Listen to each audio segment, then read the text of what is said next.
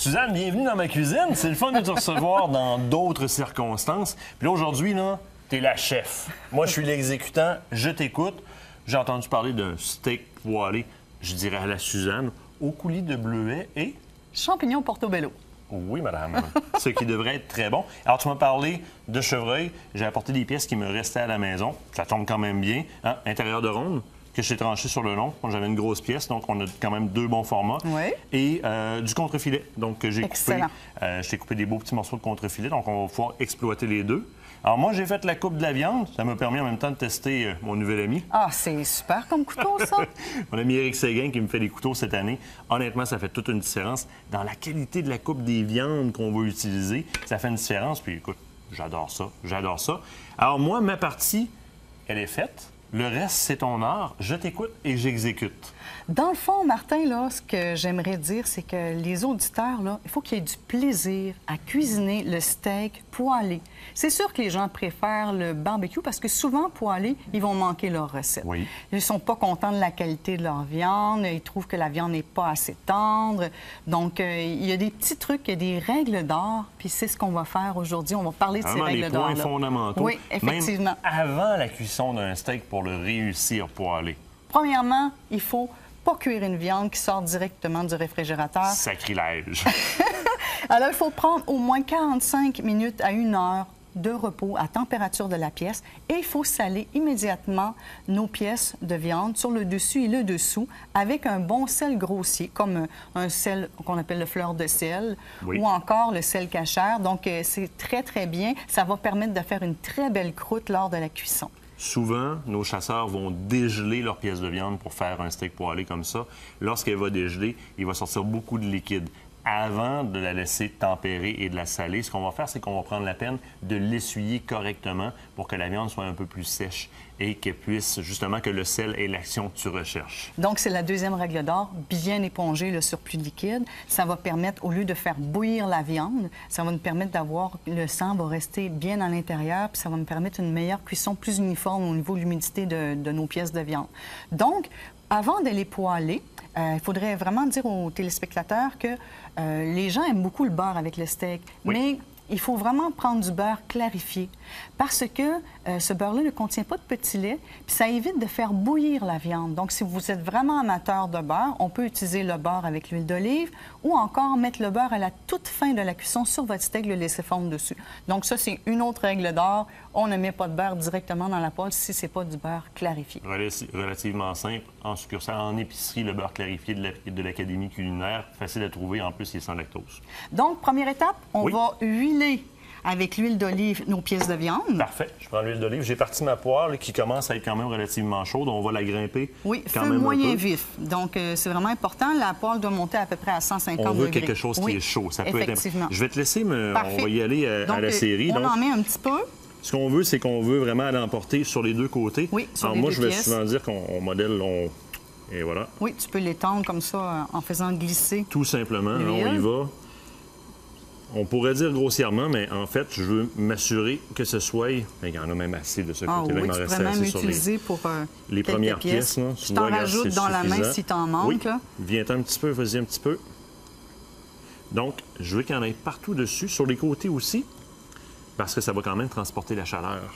Effectivement. Donc, je veux m'assurer que ce soit relativement uniforme. Et surtout sur des petites pièces comme ça, qui, si je ne respecte pas les temps de cuisson, pourraient être problématiques. On pourrait les brûler quand même assez facilement. Donc, je veux être capable, dans un temps de cuisson qui est relativement court et me permettre de le faire reposer par la suite, avoir une cuisson qui est uniforme et efficace. Donc, huile d'olive ou l'huile de pépins de raisin. Donc, c'est vraiment des huiles qui sont très bonnes, là, puis qui donnent un bon goût, une bonne saveur à la viande. Donc, l'huile d'olive, c'est vraiment... c'est ma préférée. Là. Pour la recette, c'est celle qu'on utilise ce soir. Un peu. Et là, la prochaine étape, ça va être de poêler. On va, par contre, préparer notre poêlonne avant.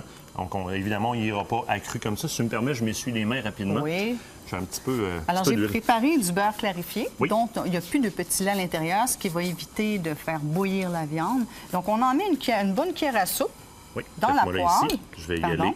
Ça me redonner ça ici. Donc, une bonne cuillère à soupe, je vais juste réchauffer ma cuillère, comme ça Et coule on va facilement. mettre l'huile tout de suite pour éviter justement de faire brunir le beurre. Donc, Donc, une bonne cuillère à soupe aussi. On va s'entendre faire brûler le beurre, donc qu'il devienne très brun, qui brûle littéralement.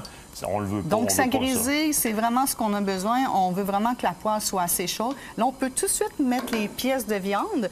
Et l'important, la troisième règle d'or, Martin, c'est vraiment, on ne bouge pas nos pièces de viande. On les laisse à plat dans la poêle. Excuse-moi. Alors, il ne faut vraiment pas les déplacer pour que permettre à la viande de faire ce qu'on appelle la réaction de Maillard. Et même venir là, les coller dans Oui, le fond de la poêle c'est ce qu'il en faut exerçant faire. une petite pression. Donc, ça va permettre de faire une belle croûte, de concentrer les sucres de la viande. Donc, c'est vraiment ce qu'on recherche. Alors, on garde vraiment nos pièces à plat, on ne les dépasse pas. Puis, je sais que toi, tu as un petit truc pour savoir combien de temps on doit laisser la viande d'un côté avant de la retourner. Grande règle générale, on va y aller à environ 1 cm, 1 minute par centimètre par côté. C'est sûr que je vais y aller plus poliment, si on peut le dire comme ça, lorsque j'y vais avec des pièces soit de filet mignon ou encore de contre-filet, parce que ce sont des pièces qui sont délicates. Et tu vois, je me fie quand même à la coloration. Excuse-moi, je l'ai posé ça ici. Regarde comment ça se transporte rapidement. Ah, c'est On génial. n'aura même pas fait notre minute parce que ma poêlonne était vraiment très chaude. C'est On le voit important. en train de Par faire la des signaux de fumée. fumée, là. Pendant que tu Oui. te prépares à retourner les pièces de viande, moi, je vais approcher l'assiette parce qu'on va aller les faire reposer par la suite dans l'assiette couvert d'un papier d'alu. Oui. C'est sûr que ça continue quand même à faire la cuisson. Donc, ça prolonge un petit peu la cuisson. Mais par contre, ça va permettre ce temps-là de repos de nous faire préparer la sauce, puis aussi que les sucres, le sang se redistribue tout bien au niveau des fibres de la viande. Donc, c'est pratiquement prêt, Martin. Et on veut y aller en temps de repos, là, à quantité égale Oui. ou peut-être même au double de la quantité du temps de cuisson, en fait. Un bon 5 minutes. Pour que cette répartition-là se fasse bien. Et ça me permet aussi de les garder moins longtemps, de garder un beau médium saignant qui est le fun et qui a la bonne température au centre. Donc, moi, je suis prêt. Parfait. Je suis prêt à Alors, on les les sortir. dépose dans l'assiette. On va le recouvrir de papier d'aluminium. Je vais approcher l'assiette parce que la poêlonne, elle est très chaude. Ça sent divinement bon. Oh oui, ça sent déjà très bon, là. Alors, on va agrémenter ce beau steak-là de chevreuil avec ma sauce au coulis de bleuet et portobello, champignons portobello.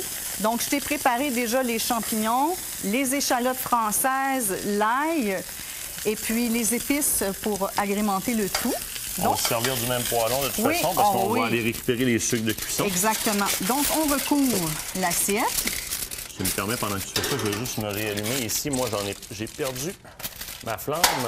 Et voilà, c'est Donc, reparti. ça repose pendant qu'on va préparer notre divine sauce. Oui. Donc, champignons portobello, échalotes ail. Alors, on fait revenir dans la poêle ces aliments-là.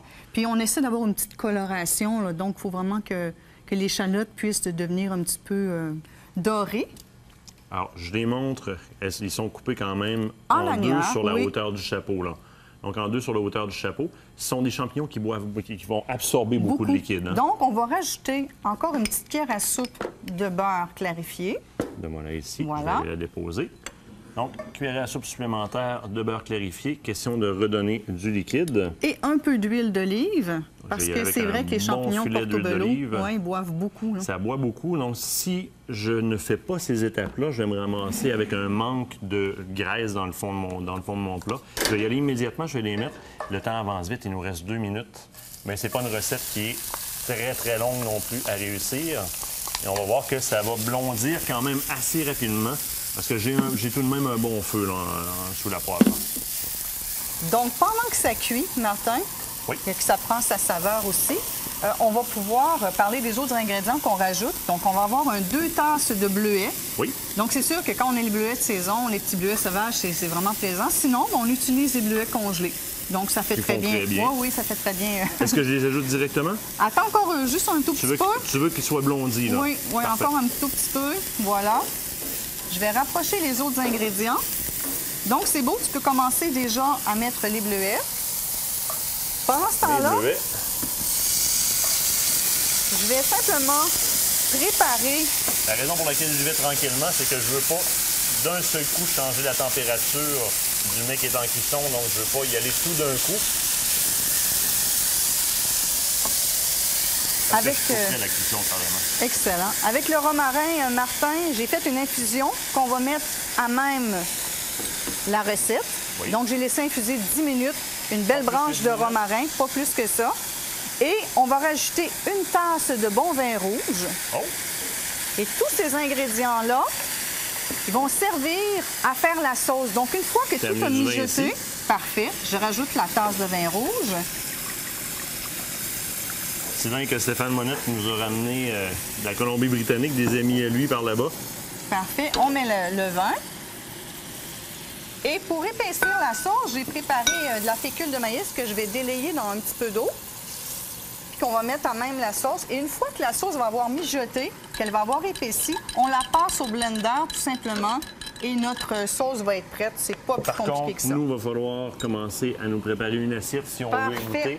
Parce qu'on est dans le 30 secondes de la fin de l'émission. Ça va très rapidement. On va agrémenter le tout avec la sauce, la purée de fenouil et les petites carottes au beurre. Donc, je te laisse, Martin, mettre la viande dans l'assiette. Pendant ce temps, je vais installer les légumes. Moi, je vais te placer peut-être 3 beaux petits morceaux. Ici, de notre côté, on a terminé l'émission, donc on va se revoir la semaine prochaine. Je te laisse nous préparer ça, question qu'on puisse y goûter. La semaine prochaine, soyez des nôtres alors qu'on part à la pêche au Mesquinongé. Avec qui, Jim de Rock Fishing?